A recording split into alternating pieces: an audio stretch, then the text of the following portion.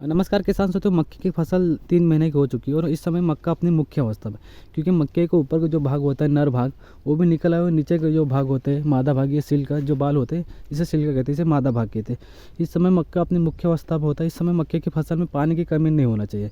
यदि इस समय आपने मक्के की फसल में पानी की कमी कर दी तो आपको उत्पादन में 10 से 15% की गिरावट देखने को मिल सकती है। किसान साथियों, यदि आपसे हो चुके तो इस समय आपको मक्के की फसल में लांगी के माध्यम से या फ्लड इरीगेशन के माध्यम से इस प्रकार से जो लांगी होती है उसके माध्यम से पानी देने की आवश्यकता होती है इस समय, क्योंकि मक्के की फसल को सबसे ज़्यादा पानी की आवश्यकता पड़ती है। ड्रिप के माध्यम से उतनी मक्के की फसल को पानी की पूर्ति नहीं होती, इसलिए आपको लांगी के माध्यम से भी यदि हो सके तो आपको पानी देना है। क्योंकि किसान होते इस समय मक्के की फसल को सबसे ज़्यादा पानी की आवश्यकता पड़ती है, क्योंकि इस समय जो पौधा होता है वो पकने लगता है और साथ ही भुट्टे में दाने बनते हैं। तो मक्के की फसल को बहुत ही ज़्यादा एनर्जी की ज़रूरत होती है,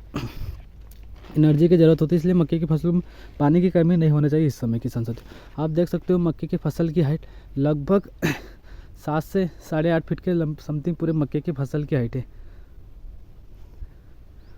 और प्रत्येक पौधे में 2 भुट्टे इस प्रकार निकले, क्योंकि पौधे में जो डिस्टेंस है वो भी अच्छी खासी देखने को मिल रही है।